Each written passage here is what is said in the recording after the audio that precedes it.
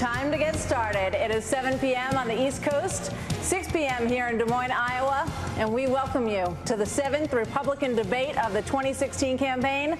I'm Martha McCallum. And good evening, I'm Bill Hemmer. We are live at the Iowa Event Center here in downtown Des Moines. In only 4 days, Iowa officially kicks off the race for the White House. Tonight, we are partnering with Google for an exclusive second screen experience. Search Fox News Debate on Google anytime tonight to access exclusive content. You can see the campaigns respond to the debate in real time, and you can weigh in by voting on the topics that's being discussed. Just go to google.com, open the Google search app, and type in Fox News Debate. So tonight you're going to hear from the candidates, and 4 of them are on stage right now. Let's introduce them. Businesswoman, former CEO of Hewlett-Packard, Carly Fiorina.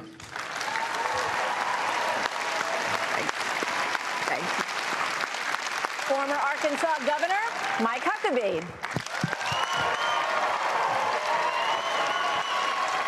Also with us tonight, 2-time Senator from Pennsylvania, Rick Santorum.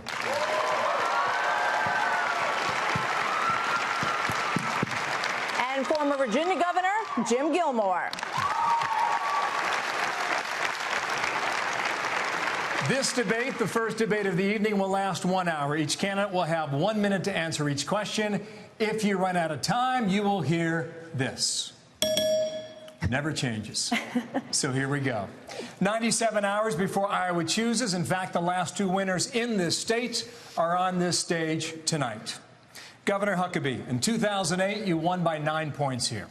But this time, your support seems to be going to Senator Ted Cruz and Donald Trump. Why, Governor, is your message not working this time? I don't think it's that the message isn't working. I think it's the message isn't getting out.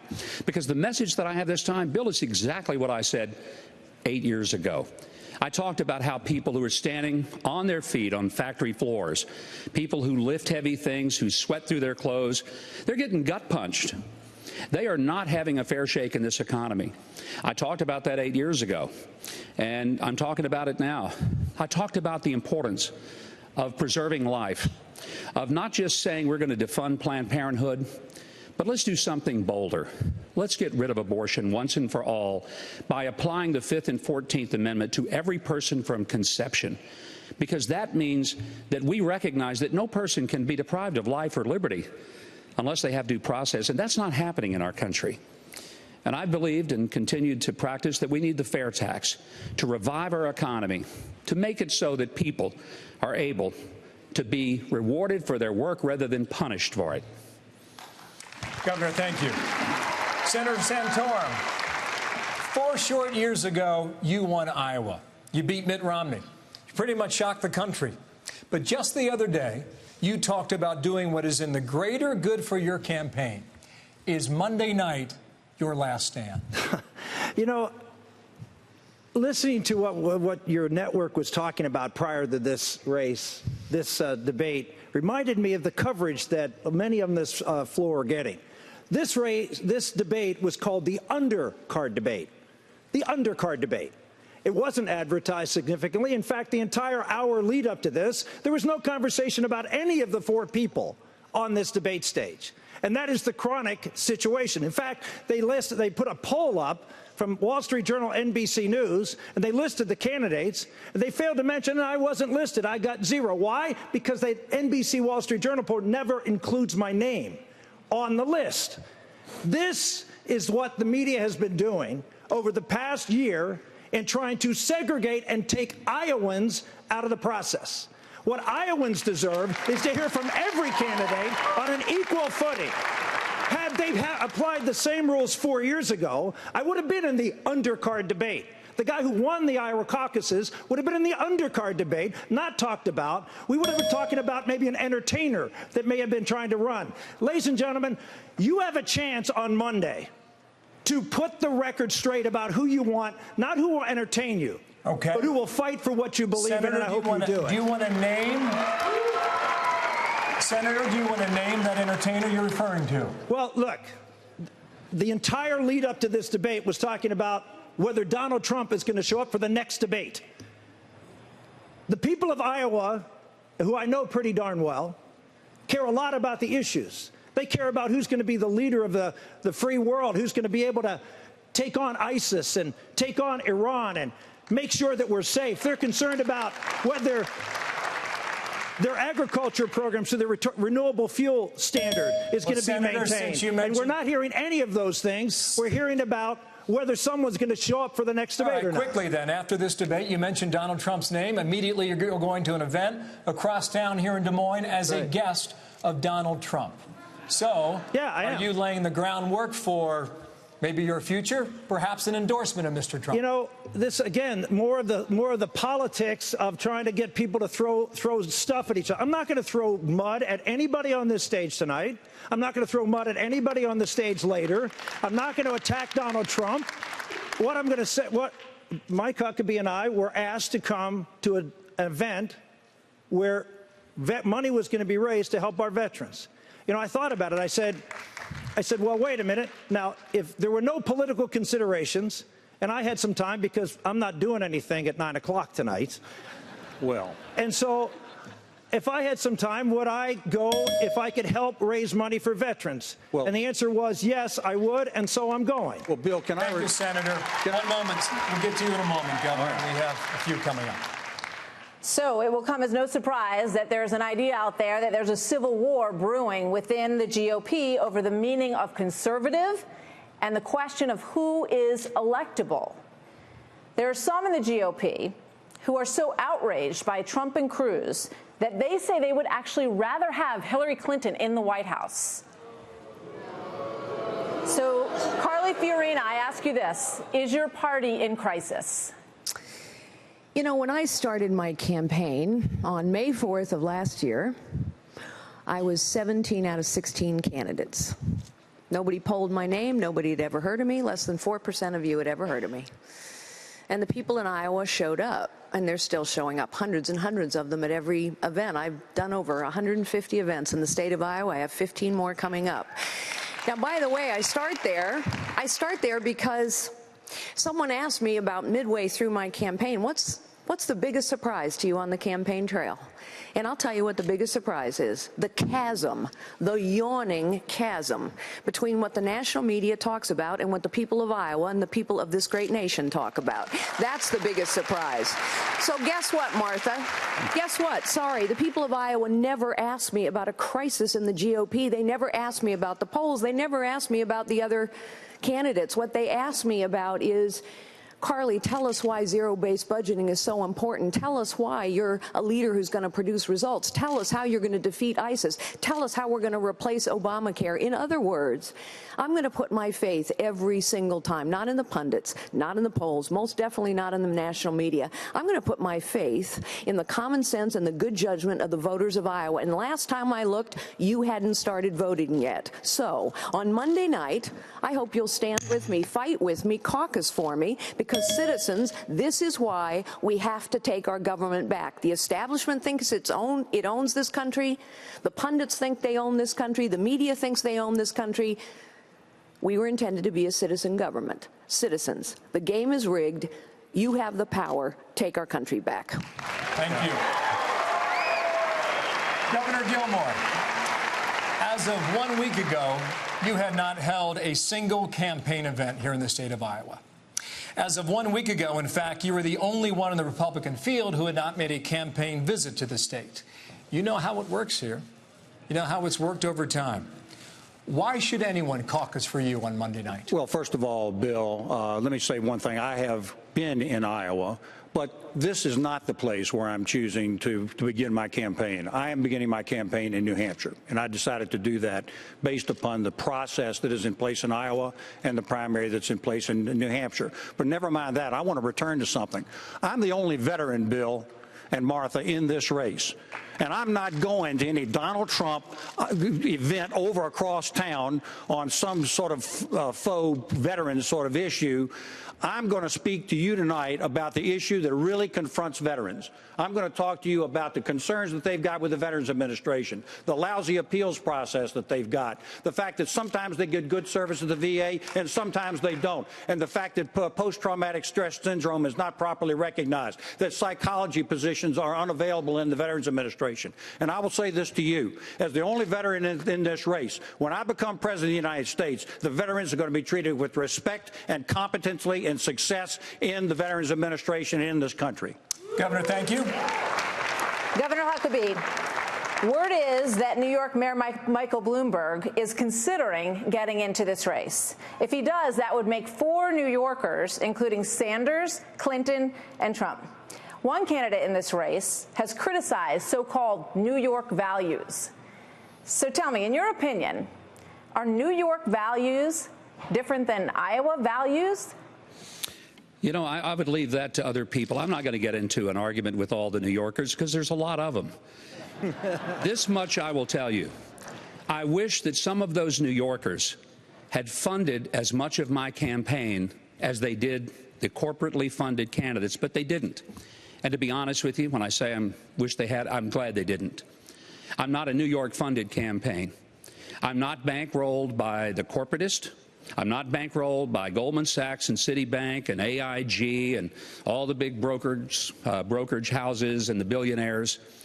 I'm sponsored by people like Thomas, a part-time Uber driver in Pennsylvania, who sent me $25 this week. He's between jobs.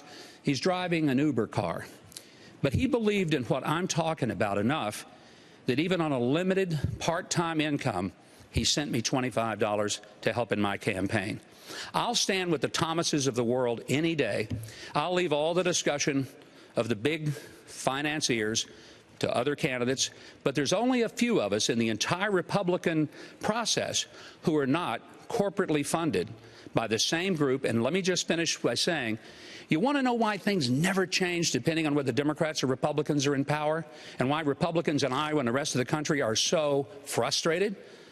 The reason is because if you follow the money, the same folks who finance the Democrats finance the Republicans, and no matter what the speeches and the ads, they get the same results. If you want a different result, I'm available. Thank you, Governor.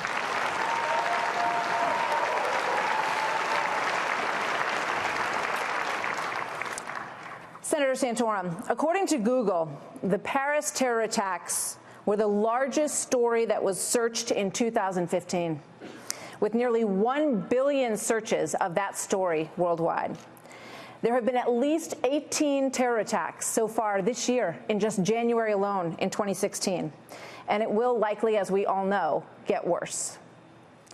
But what can an American president do to stop these terrifying killings? Thank you for the question, Martha. We have to have an honest discussion with the American people about the nature of the threat that we confront. This president says that ISIS has nothing to do with Islam, and as a result has put together a strategy that doesn't take care of what the reality is, which is ISIS has established a caliphate. A caliphate is like a kingdom ruled by a caliphate is ruled by a caliph. A kingdom is ruled by a king. Only the difference is a caliphate is also a religious title, and it is both a religious call to help this state as well as to make the state stronger.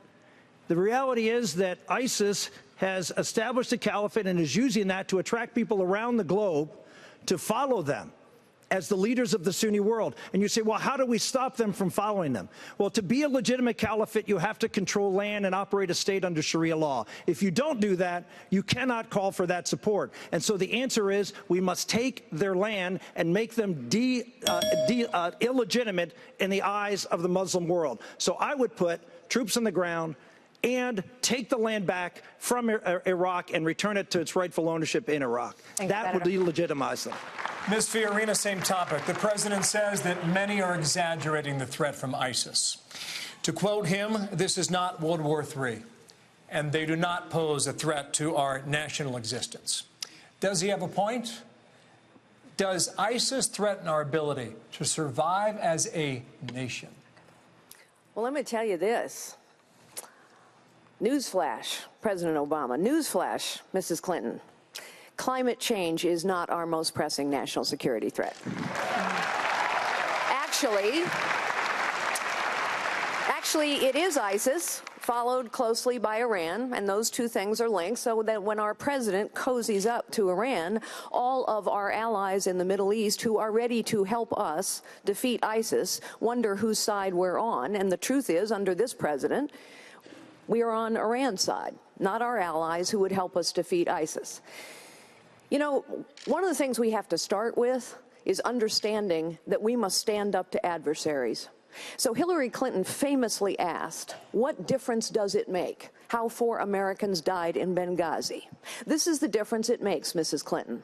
When terrorists purposefully attack an American embassy and kill 4 Americans, including an ambassador, and the next morning you get up and you lie about a videotape that doesn't represent our values, instead of saying the United States of America was purposefully attacked by terrorists and we will seek retribution, then you are saying to every adversary and every terrorist organization on the planet, it's open season. That, Mrs. Clinton, is what difference it makes. Thank you. Governor Huckabee, you have said when it comes to ISIS, quote, if Russia is willing to help us kill these savages, then on this, they are with us and not against us. But we have seen Putin's quote unquote help in Crimea and in Ukraine. And this week, the UK implicated him in the poisoning death of one of his rivals. So are you foolish to think that we can ever work with Vladimir Putin? Oh, I don't trust him. I've never said I trusted him. But if somebody's willing to take a shot at the people we're taking shots at, I'm more than willing to let them use their own bullets to do it. But let's be very clear about how we take out ISIS. And I think Rick Santorum is exactly right. You take away their land. But one of the things we have to do is a comprehensive strategy to get ISIS. First of all, take away their access to social media platforms. They're using the same social media platforms to recruit and to train and to direct people as I use to see pictures of my grandkids. That's ridiculous. The second thing, go after them financially. Wage war with them. Make it so nobody can do commerce with ISIS. Not a nickel of transfer. Any company, any country that even gets close to dealing with them, absolutely put sanctions on them, make them pay. And finally, you've got to go after them militarily. And that means we send the land, the sea, the air forces, the A-10 Warthogs, dropping ordnances on every truck and every tank, and we obliterate them. But we have to understand that they are a force that's getting bigger, and with any kind of cancer, you don't contain it, you eradicate it. And that's how we have to fight ISIS comprehensively. That's what I would suggest we do. Thank you. Governor Gilmore, sometime this spring, 34 more detainees are clear for release from Gitmo. If you were president, as you say, this president wants to close it. As president, if Gitmo were closed and an enemy combatant were found or captured in the field of battle, perhaps Syria or Iraq or Libya, and you don't have Gitmo, where would you put them? First of all, Bill, I think the Gitmo ought to remain open. But I also want to point out to you that what you're saying is the exact right topic to all these other candidates. And that's this international challenge that we're facing, the international war that America is in, even to this day. And I'm the candidate who is best qualified to deal with this issue. A degree in foreign policy and Russian area studies. I'm the only United States Army veteran having gone to Europe during the Cold War as a United States Army intelligence agent.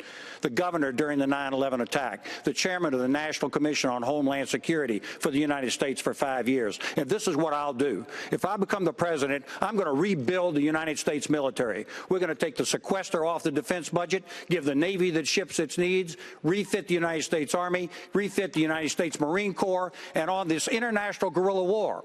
We need to recognize our special forces, our intelligence community, and the people that we need in order to really protect us. And finally, this war of ideas, we must win this. We must say to the world that radical Islamism is the threat. It isn't just confined to ISIS. It is worldwide. And if we win the war of ideas, then we will win the international guerrilla war. Governor, thank you for that. Coming up, we're going to have more on the top issues in this campaign, and you can engage in tonight's conversation right from home. Go to Google.com, search Fox News Debate. You can vote on which candidate you think is winning so far in tonight's debate, and you can check results after the debate is over. We are back in a moment live from the Iowa Event Center in Des Moines.